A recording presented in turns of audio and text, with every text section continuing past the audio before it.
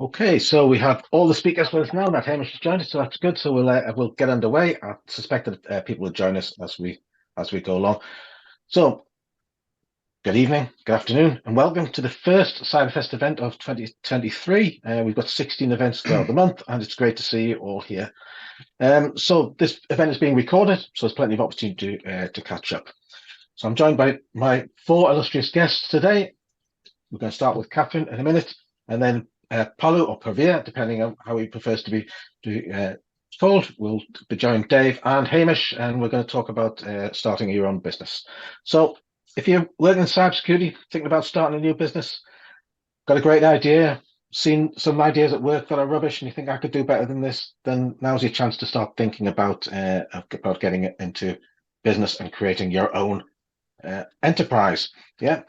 So a little bit about CyberNorth. CyberNorth is an organization, a totally independent organization now, which is trying to coalesce the cybersecurity community across the region.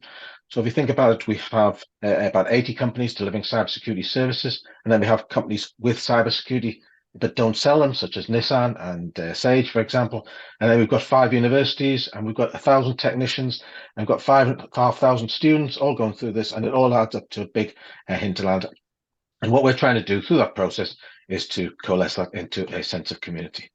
Okay, so let's get underway. So my first guest is Catherine Wharton, who's going to talk to us about her business and how she started. Over to you, Catherine. Thanks, Phil. Well, hello, everyone. I am Catherine, owner of KLW Marketing, and I established my business only 3.5 months ago. So I'm at the very early stages, and Phil invited me on here just to share my experiences and some of my tips to maybe help you get started. So as you may have inferred from the title, I'm a marketing business, a marketing consultant, and I work with leaders, founders, CEOs of tech businesses, and to help them grow and scale through developing their marketing strategy that aligns with their business objectives. So how I got here, I started my career within the culture sector, but for the past 3 years, I've worked in tech. And the context of starting my own business 3 months ago was that the company I was working for went into liquidation. So it was one of those situations where, do I find a job in-house, or do I actually give it a go and try and run my own business? If you'd said to me 6 months ago that I'd now be running my own business, I wouldn't have believed you. So it's just one of those things that I do think it is worth giving it a go. And especially if you're curious about it, or if you find yourself in a situation where you can, where you may want to give it a go.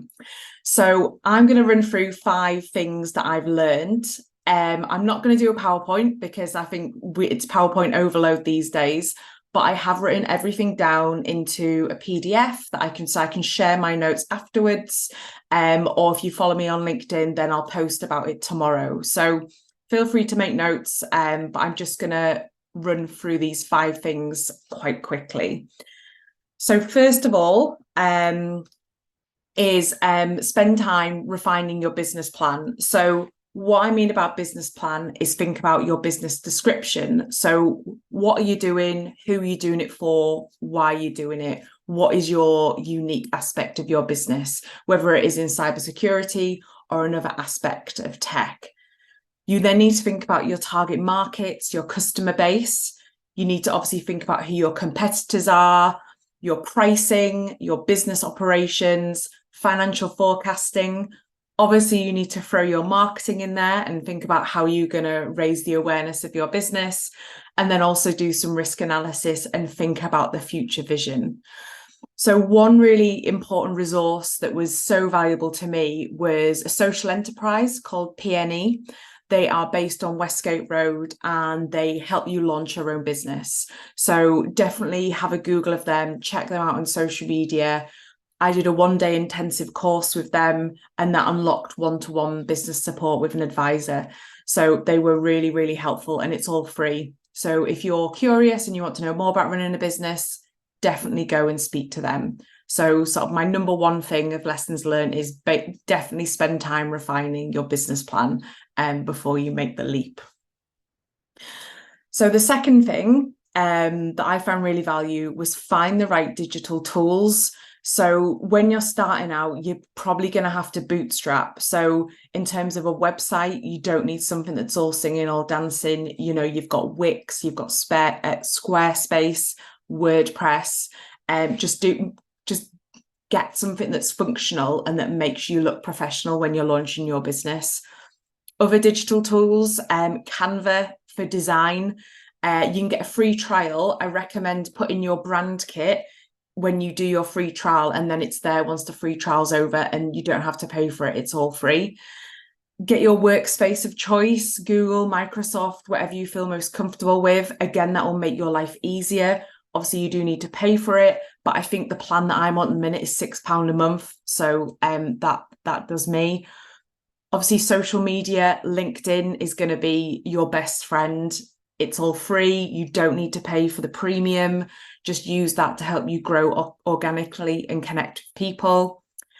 Think about all the free note-taking apps. So notes on your phone, the free version of Otter AI, Notion, GoodNotes, all of that, just to help you get started and lay your plans out. And then just utilize your smartphone. So I know the temptation is probably to run out there and invest in like loads of tech. If you need to take some brand images, you don't need an all singing, all dancing camera. Just use your smartphone. And then as your business grows, you can invest in more kit. Again, through the Social Enterprise PNE, I got a grant for £150, which doesn't, because I live in Newcastle, which doesn't sound like a lot, but that paid for my website for a year and it's paid for my Google Suite for a year. So again, it all helps when you're starting out. So definitely investigate that. So the third thing that I've learned from launching my business is have a feedback cycle. You are going to be living, breathing your business, and sometimes you won't be able to see the wood for the trees. So whether it be your friends, your family, previous colleagues, just people in your network, a mentor or a coach, make sure that you get some feedback at certain points. Have someone have a look at your business plan. And someone looked at one of my decks and the feedback was there's too many pictures in it. You actually need more words and substance, which, you know, is great feedback. And again, you know, there's organizations out there that can help you with this. So there is the Business and IP Centre, which is based in the Northeast. You've got Experts in Residence who are based in Newcastle City Library. They are really good for offering feedback if you haven't got anyone already in your circle. And then I've used them and it's unlocked 12 hours free business support as well. So it's another brilliant free resource that we have available to us in the Northeast when you're starting your business. So that's point number 3. Point number 4, and I know some people are more comfortable than others doing this, but it's you have to network. You've got to show up and you've got to build those relationships. I used to be the person who went into a networking room and stood in the corner, hid in the toilets, didn't want to talk to anyone. But now I go into a room and I force myself to have those conversations because I've seen the return on talking to people and finding out information, and people been able to connect me with other people and hopefully win new business very shortly. So check out obviously conferences, big ones in the Northeast are Thinking Digital and Atomicon. Obviously the festivals, where this is event 1 of Cyberfest. There's 15 more to go. It's a brilliant place to network and talk to people. You've got events run by places like Newcastle University Business School. You've got Innovation Super Network, Silicon Mingle, Startup Community Socials. Depending on your demographic, I run the Women in Tech Northeast Network. There's Muscle Club, there's Anyone Business Breakfast. There's so much networking in the Northeast that this is a great way to get out and promote your business and also learn from others as well who have been there and done that. One of my first questions is when I find out someone's an entrepreneur, I'm like, okay, can you give me a top tip as to what not to do in my business, or, you know, something that I should definitely invest more time in? So number 4 that's really helped me is to go out and network. And then my fifth top tip is to optimize the time between billable work. Or if you are a product-based business, maybe while your product has been built, you may feel like you've got a bit of downtime. That's okay, don't panic. What I've kind of come up is a bit of a list, a bit of a strategy of how I can maybe fill those quieter times. And first of all, on my list is have a rest. It is intensive building a business. Again, you're going to be living and breathing it. So if you get the opportunity to take that afternoon off and go and, sit in the sun and read a book, then absolutely do it. You will feel the benefit. Other things that you can do is, like I mentioned before, is there a networking event that you can go to? Can you refine or build out your business plan or your website? Because again, you've probably launched it quite quickly. Can you go back and sort of iterate and improve on that? Can you bulk content create? So I spent a good painful couple of days recording a lot of content, but that's got me sorted up until Christmas. So that is a great use of downtime. But then also, thinking about, can you do a mentoring program? Can you do any volunteering? Can you do some like learning and development? So those are just a few suggestions of how to optimize that downtime. So that was obviously a really, really sort of quick run through of sort of the 5 things that have really helped me. Like I said, I have got all my notes in a PDF that I'm happy to share after the session and that Phil can circulate, or I will put on social media. So just in case you didn't catch those. So number 1, spend time refining your business plan. Number 2, find the right digital tools for you to help you get started. You don't need to pay for loads of stuff. There's lots of free versions out there. 3, have a feedback cycle, super important, even if it's just for clarification or, someone might have thought of something that you haven't. Number 4, go out and network. And then number 5, optimize the time between billable work. Like I said at the beginning, I'm only 3.5 months in. It is scary. It is hard work, but there's so much opportunity and it's so exciting to think about where it could go in future. So if you are in and ahhing as to whether to take that leap, I'd really, really suggest giving it a go. And then if it doesn't work, you can always go back in-house or try something new. But that's just my top 5 things that I've learned in the past few months. And I'm very happy to have a chat with anyone offline who'd like to know anything else in detail. So I will hand back over to Phil, but happy to take any questions whenever appropriate. That's great, Catherine. Thank you very much. And I see you all over LinkedIn, so that's great. So all that bulk content that you've made, it's been extremely useful. So just a couple of questions for me then. I'm sorry if I'm on 2 cameras here, but wait on, let me just switch that one off and then. Oh no, I'm not. I've just switched myself on. Yes. So what do you wish you'd known now that you didn't know then? What sort of things that you wish you'd done differently to start off with? I think I wish I'd known actually how I was really intimidated to start a business because I thought it was really hard and I thought you'd have to be born an entrepreneur. And I don't know whether this is our education system in this country, but I just felt like, well, that's not something that I can do. That's going to be too hard. But then actually, when I was not forced into it, I made the decision to do it. You're not by yourself. There's so much help out there. So obviously I name dropped PNE. I've name dropped the experts in residence at the library. There's people there to help you. And if you get stuck, people have been so generous with their time. So I think it's just having that confidence to go and give it a go. And that there's so many self-employed people in the Northeast, so many entrepreneurs. And even though it is a bit scary, I just wish I'd known sooner that it was going to be, obviously in some ways it's very hard, but actually it's been the process of going through it has been it's easier than I thought it would have been. Yeah, I'd agree with you. And there are so many people out there who are willing to help. I mean, we've got 3 of them we're just going to talk about, and some of them are in the audience as well. So I've been through this process myself, I think 3 or 4 times now, and just small enterprises. But I've always surrounded myself with someone who can give me that give me that advice. I can pull on either a board of directors or a mentor or even my accountant. Do you have anybody like that within your organization or outside of your organization?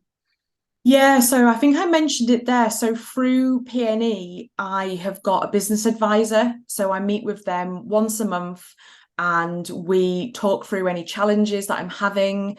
If I'm stuck, like say with the bookkeeping, they can recommend someone to go and talk to. Um, One of the things that I have found challenging is obviously actually the selling. Obviously, I'm all over the marketing, but the actual selling is something that I haven't really done before.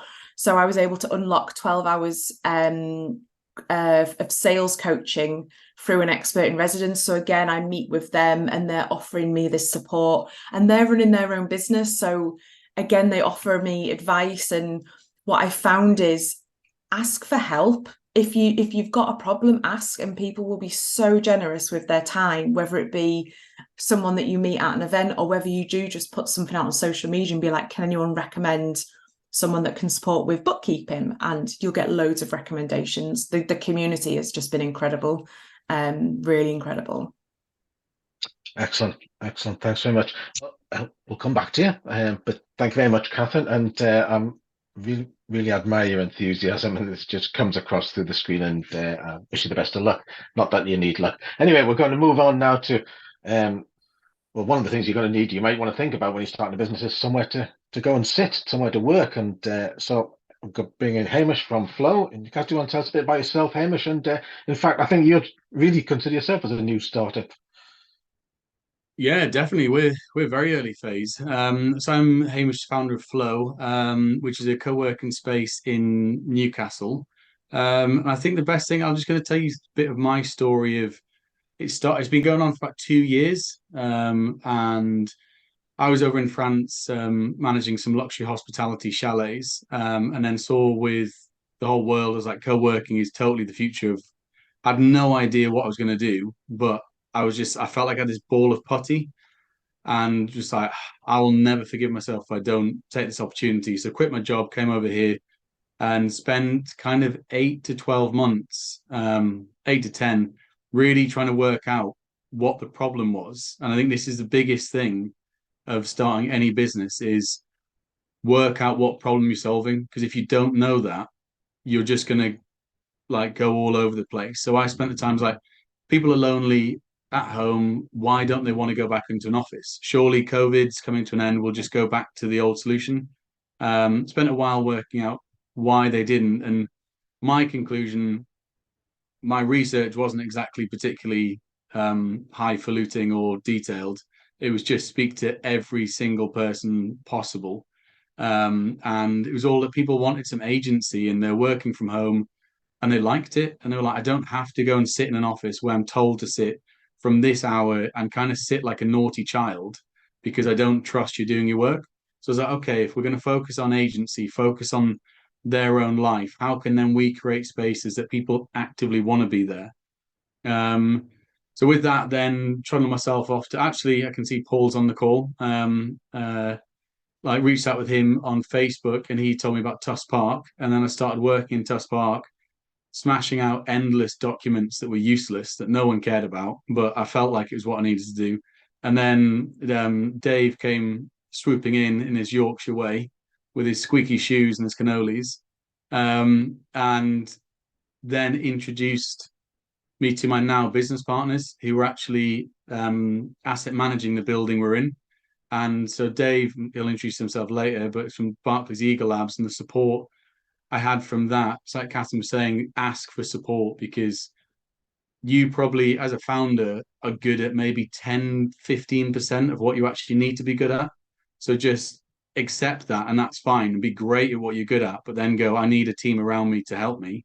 And that's when those communities and Eagle Labs have been, for us, it's been beautiful that we've now got a partnership with them because it all was created like they opened so many doors and support on the journey. From again, as Catherine mentioned, mentorship. I had some incredible mentorship from people who were seriously shit hot at what they do, and current as well. I think that's one of the biggest things. Sometimes be careful with advisors who haven't done anything in 10, 15 years, because they might have been awesome, but the world 10, 15 years ago was a different time. So from that, working out what the problem is, what the solution, then I got two business partners, which obviously then they brought in the capital we needed. And again, it's just kind of reiterating what Catherine was saying, is that feedback endlessly, because I was quite fortunate. I'm working in a co-working space. We can ask members what they need. But from that, my idea of what they wanted was completely different to what they actually want. So going through that, and then from there, we've just grown and grown. And our partnership with Eagle Labs has grown from strength to strength. And now we're opening a place in Carlisle, another place with the Chamber of Commerce in a couple of months, and taking on more space in the building. And that is all due to, one, the shitload hard work, and just keep on going.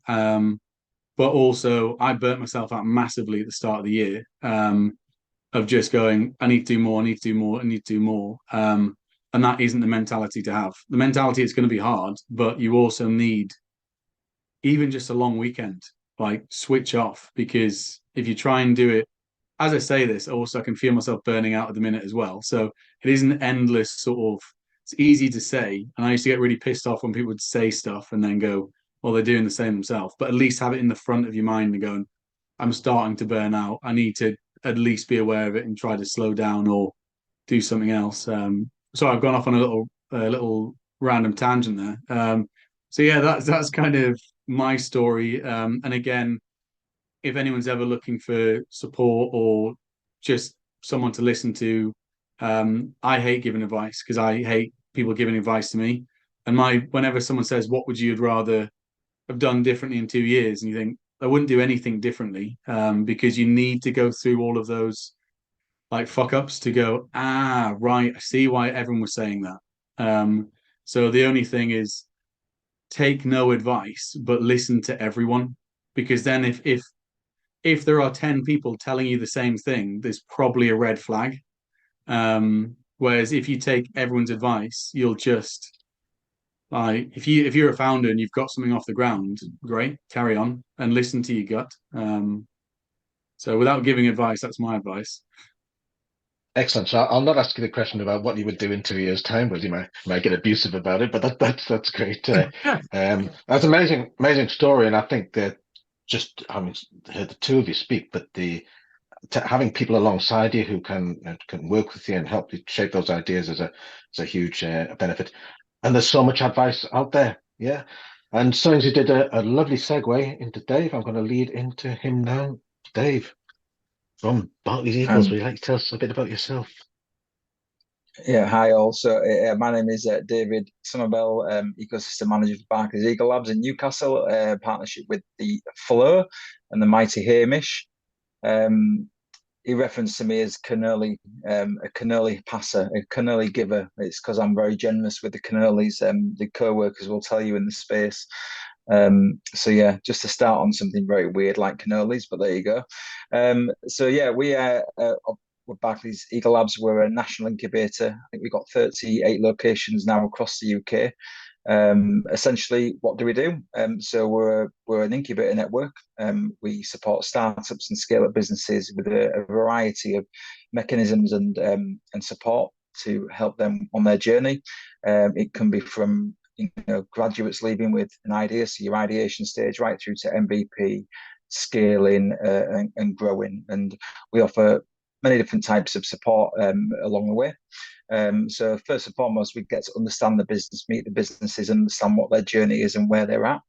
And then we can offer, the various support we have. But before I mention that, I think ultimately I think it's quite prominent that we've already talked about this on the call. Catherine starting on it and Hamish also mentioning it. The biggest thing about an incubator network or a co-working space is the community.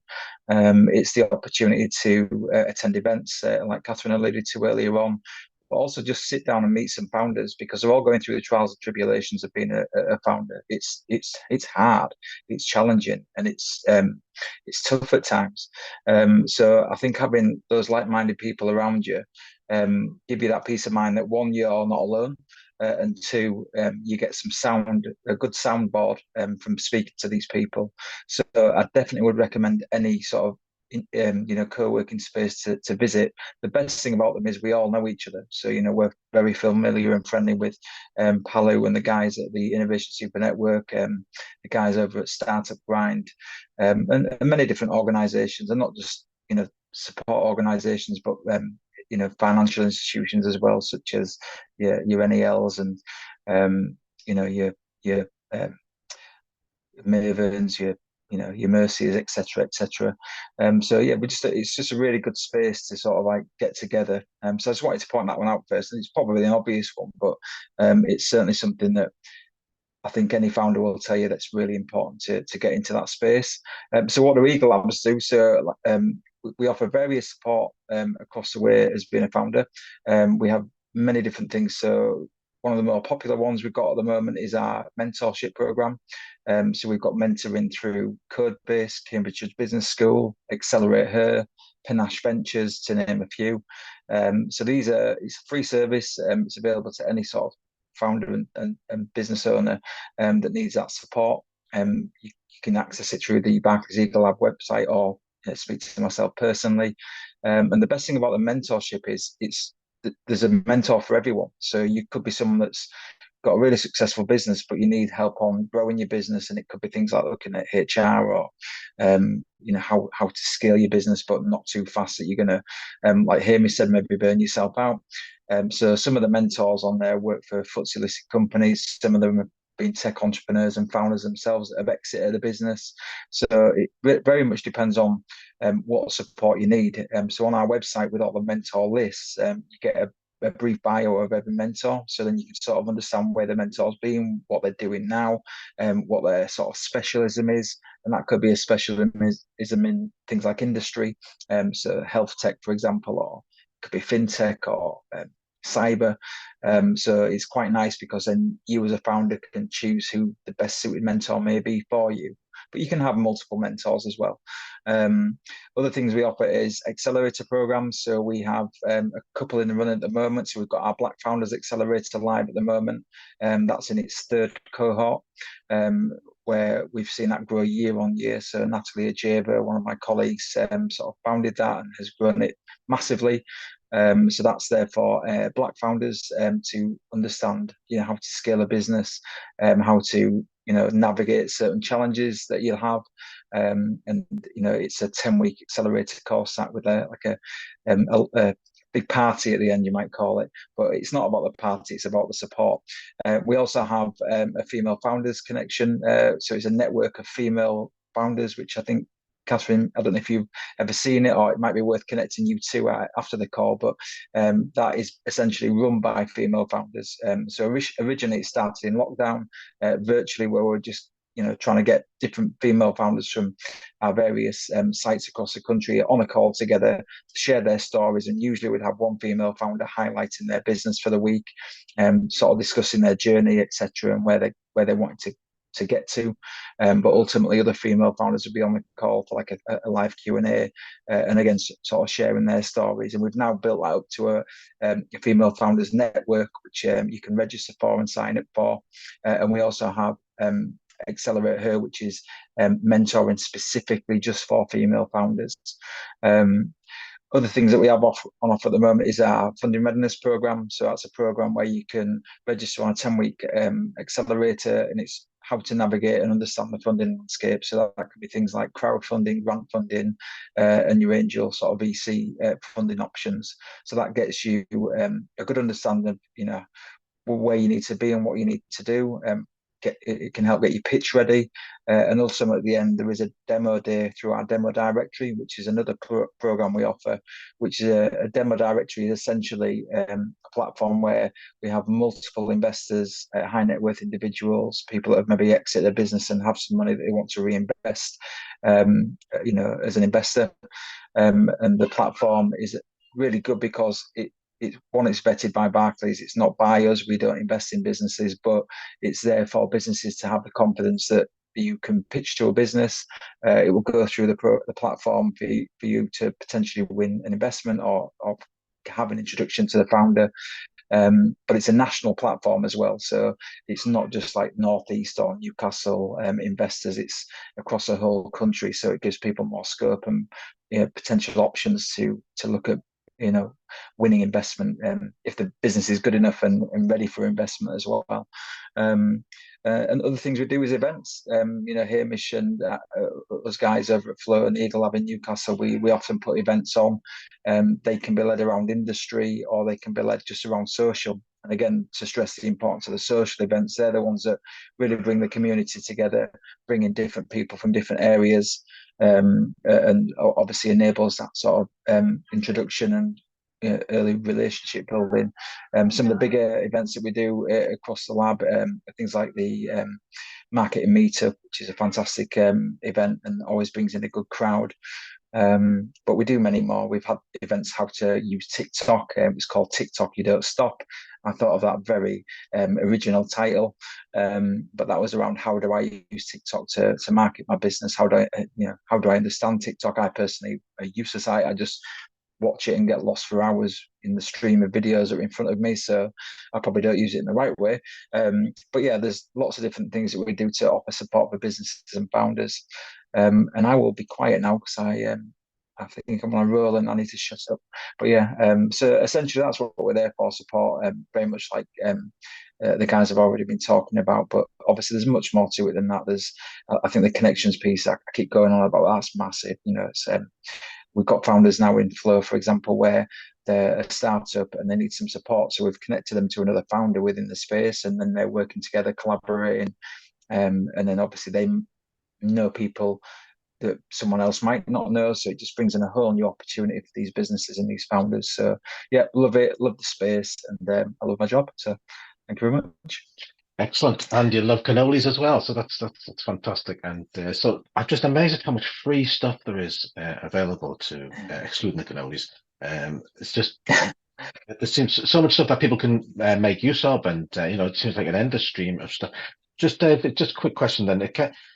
Do you have you had to start your business in order to get access to some of these programs, or can you access them when you're even just thinking about that sort of thing? No, you can access it when you're thinking about it. I mean, obviously, it depends which program you're accessing. So funding readiness program, you ideally need to have a business, because you can't look for funding for a business that you don't already have. But if it's you could have an idea. You could be something that you're leaving, like Hamish said. He pondered on things while he was working for abroad, and then came over and sort of like did a bit of a recce for 10 months, and then realized what his sort of USP would be. So yeah, things like mentoring, you could apply for the mentoring, and they could sort of maybe help steer you in the right direction from your idea from that perspective. I did forget to mention we also have our industry verticals as well. So we have industry specialists in Eagle Labs that cover different industries. So we have a health tech lead, agri-tech, fintech. We have climate sustainability as well. So obviously that's massively on the agenda for most businesses to make sure that they're going to hit their sustainability targets as well. So it's going to be very difficult to win new contracts and things like that in the future if you haven't got that set in motion as well. So there's many different things we support with. We also have a corporate challenge program as well, which connects different corporates. A corporate will come to us with a challenge that they've got. We'll then put that out on our website for the founders to see what the challenge is, and if their business is able to facilitate or provide a product or service that would enable the corporate to make that change they need to do that that corporate innovation piece, then so I've got to mention that. I just think it's quite relevant as well. We also have a cyber, we are on a cyber call, so we have our cyber resilience. We have a DISH, which is Digital Information Security Hub over in Manchester, which is a partnership with the GCHQ and the Manchester Council, I believe. So, we're sort of all over that as well in that space, because obviously it's a challenge for any institution, and it ties to all industry as well. But sorry, to go back to your question, yes, you can apply for similar things. If you... No, that's great. Yeah, a simple yes would have done, Dave. We could. That was. I told you I needed to be quiet, but yeah. No, but we could do with a bit of DISH up here, I think. So Manchester, I think, are really setting their head on fire with their digital innovation help, and we're trying to work on something similar here. So our last guest then, Paolo or Pavia, tell us a bit about yourself, Innovation Super Network. No, thanks for the introduction, Phil. Well, my full name is Pravir Panu, so you'd probably see that in most of the events and workshops I tend to run. But I prefer being called Panu because my mum usually calls me Pravir if I'm being told off for doing something wrong. So try and steer well clear from calling me full name. So I work for Innovation Super Network, and as Dave alluded, we look to network and engage and get everybody and really fill the gaps and talk to businesses to find the solutions that work best individually for you, So we've done some work with Flow and Hamish. We've done some work with Barclays Eagle Labs. More recently, we did some work with Northumbrian Water. And the key part of Innovation Super Network is to unlock the potential for innovation for businesses within the Northeast. Now, we have a number of programs. Currently, I'm working on 2 key programs that might be of interest to people to join in on. They're both funded by North of Tyne Combined Authority, and so the programs are really siloed towards businesses located in the North of Tyne Combined Authority region. One of them is called the Digital Cluster North of Tyne, and really this is an opportunity for digital businesses to unlock their potential, get answers to key questions that they have that are sort of preventing their growth or any sort of stumbling blocks you have. We've got a range of expertise, all of us within the Innovation Super Networks. Most of us have some business acumen ourselves. I believe most of my colleagues at some point in time have run our own businesses and are very empathetic towards the entrepreneurial journey of what Hamish and Catherine have so eloquently talked about. So within our team ourselves, what we try and do is we try and find or get to the core of the key opportunities you're looking for in your business through some sort of diagnostic conversations, and then direct you to the support or provide the support that'll lead you in some sort of strategy towards your objectives in specific. There's 2 criteria for the digital cluster program. One is you have to have some sort of digital element to your business within innovation. And the second one really is a geographic one, which you need to be based in the North of Tyne Combined Authority region. Just a couple of the highlights of key skills that you can engage with. We've got an ISP specialist within our team. We've also got a specialist in marketing. We've got a specialist oriented towards strategy and developing and structuring your business. And I come in as a key person to speak to about access to finance and any sort of element in order to unlock the financial opportunities that you would require in order to drive your business forward. I'm going to talk a bit more about our access to finance objectives. Really, the key part about our access to finance system is to find the right finance solutions for your business at the stage that you are.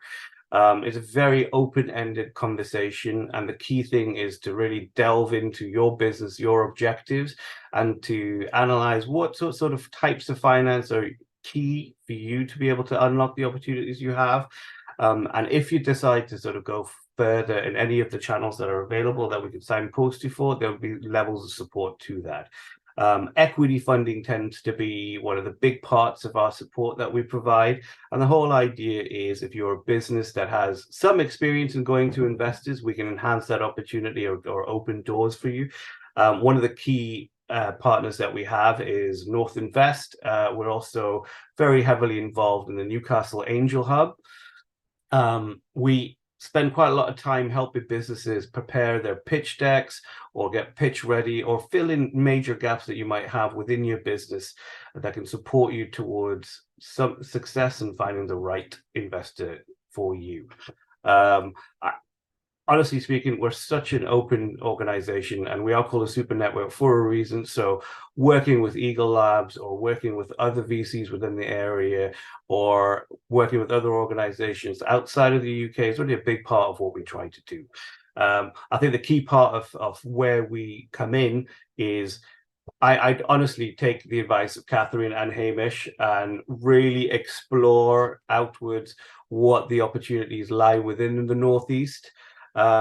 If you have programs that are really enhancing the opportunities that you have, I would by all means engage in them. And I think where we can come in is to answer those succinct questions that you might be wrestling. I have a quote from one of the businesses that I've been working for. They spoke to our IP specialist. He had done about 3 years worth of investigations and studying by himself to work out the IP questions that he had, and through a 45-minute succinct conversation with an IP specialist, he was able to get the results that he'd been looking for over those 3 years, but was not able to relate it to himself.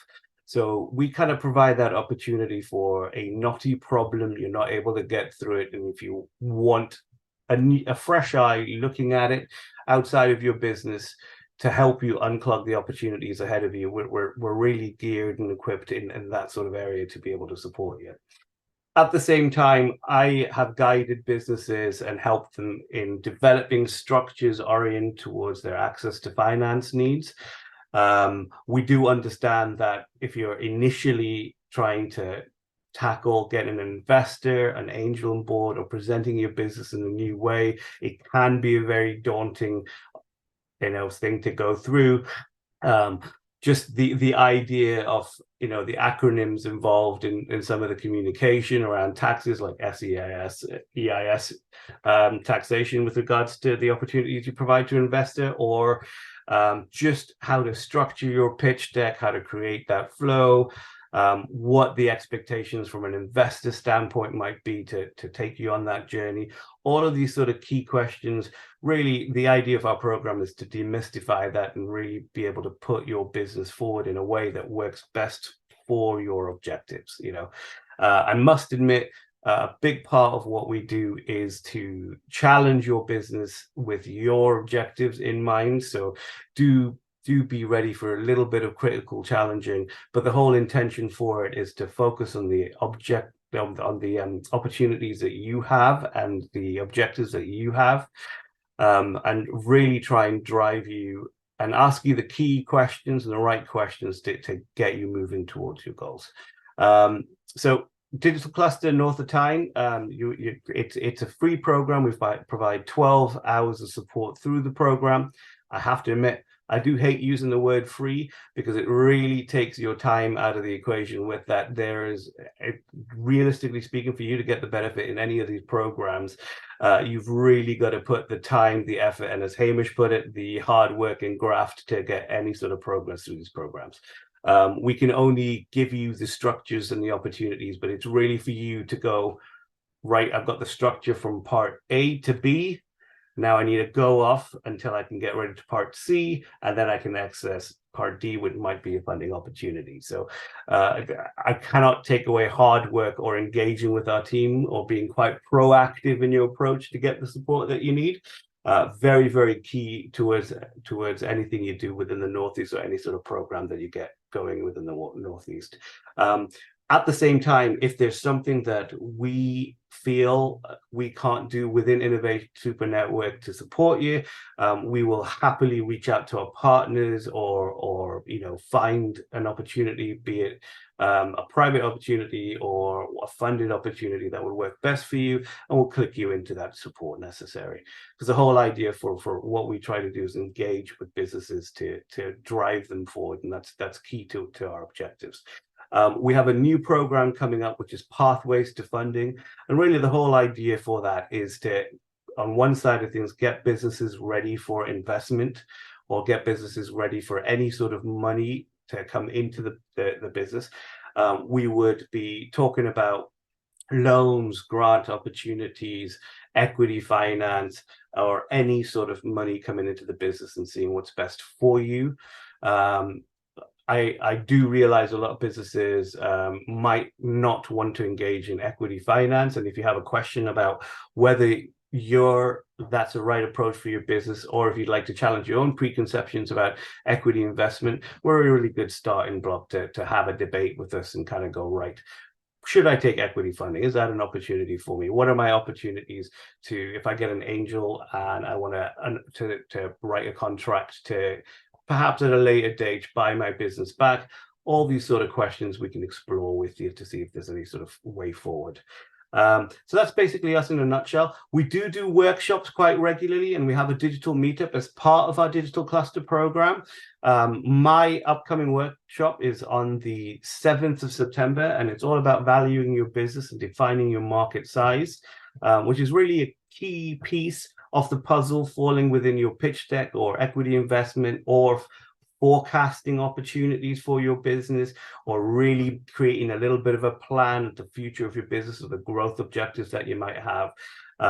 So if you'd like to come along to that, I'd be more than happy to. Well, I'll share my email address with you, Phil, and send you some links that you can kindly share them with anybody on this call or interested in this.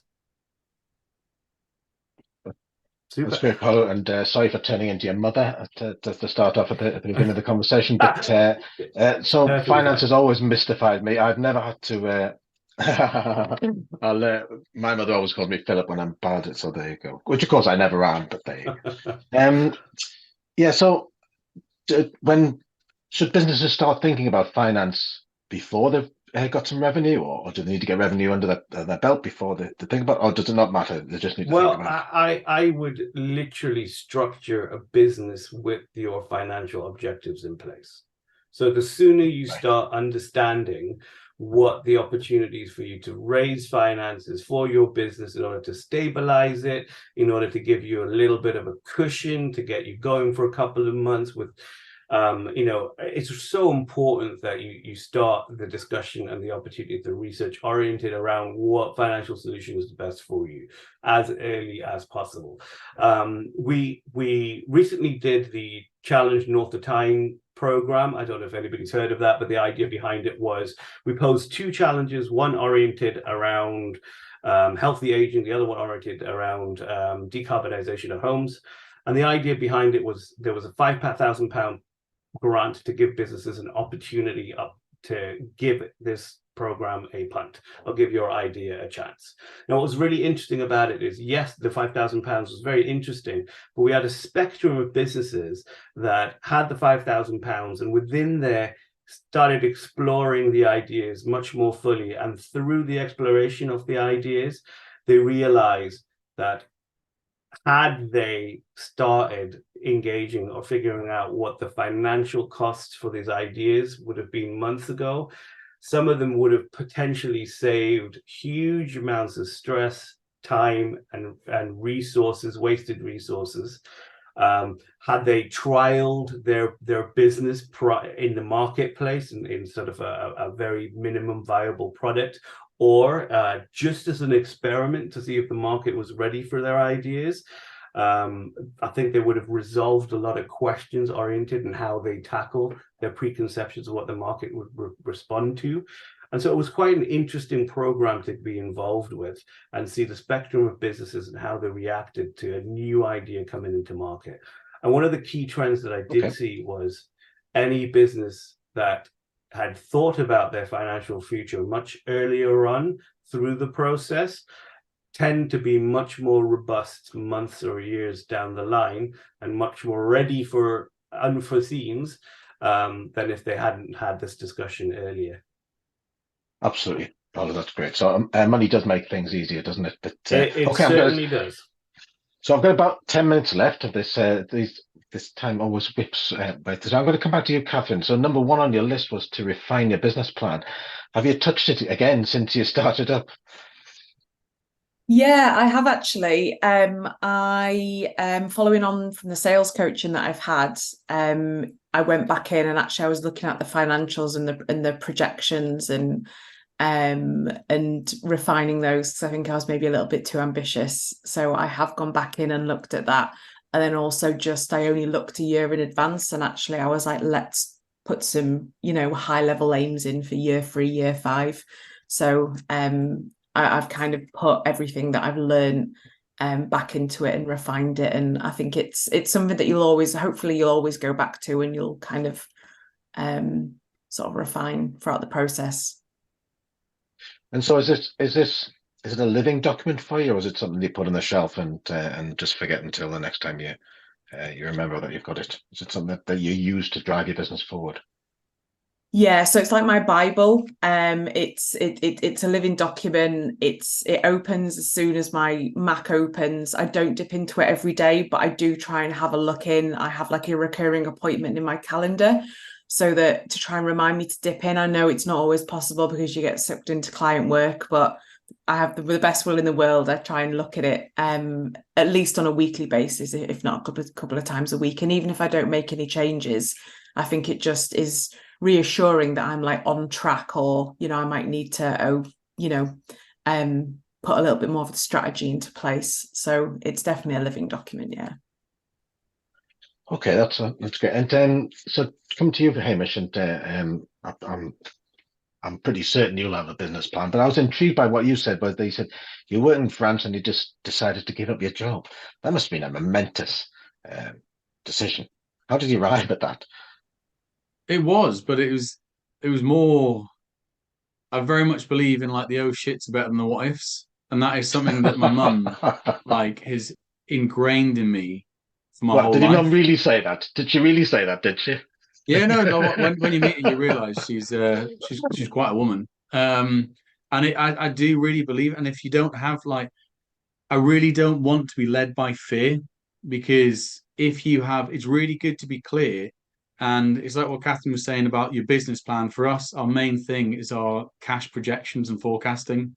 Like our business plan, we haven't had too much on that because it's more been the empty space, fill the space. Like, because it has slightly changed, and I knew that the business plan was going to change, but our cash forecasting for the next 5 years is absolutely crucial. And sometimes you'll speak to some founders like, I've got this great idea, and it's like, yeah, it's great. And then suddenly they work out a cash forecast. You think this business will never ever make any money. And you're like, oh. So like start with that. And once you've got a base template for like, it doesn't need to be that complicated. It's a real simple of like, what are your monthly overheads and what revenue can you bring in? And I think a lot of people sometimes think, well, I did it personally with, I don't have a background in finance. And I was like, I don't know how to do cash projection and I don't know how to do it. And it's like, someone just gave me a template and I was like, oh, right. So you just put in the 12 months, you put your overheads, what are your fixed overheads and what are your overheads you could slightly change? And then what revenue have you got to make and what would you like to make? So like it's things like that had made my jump slightly easier. Now, if I'd had that before I jumped and quit my job in France, because also the job I was working with, it was like is one of the fastest growing hospitality companies in France. So when I was there, we had 11 chalets.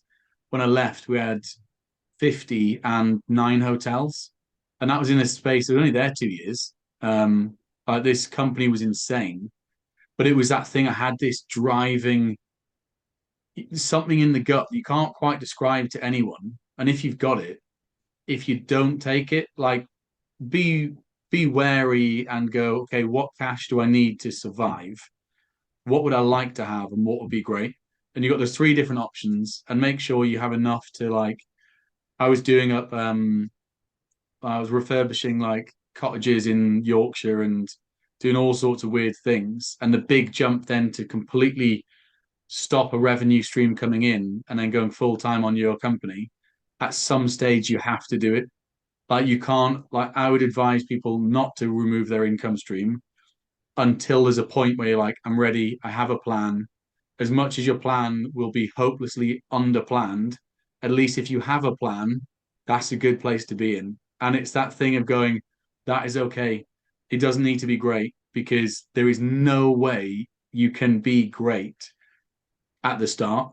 And you've got to kind of accept that and go, God, there's like ignorance is bliss. And you have no idea about the vast majority. But if you come in with energy and enthusiasm, people pick that up and go, you know what, maybe don't do that. Think about this, or and you learn it on the way. And it is very much the journey. And especially at Flow, there's lots of tech here, and everyone's talking about 5 year exit, and we potentially might have like a 5 year exit, but try not to focus on the exit. Actually, focus on where you are and what you're doing. Because if everyone's constantly focusing on, oh, I'm going to sell this, you're like, well, maybe just focus on enjoying it and where it might then lead to. And in 5 years, you've Like, because our agreement at the start was like, in 5 years, we want a sellable business.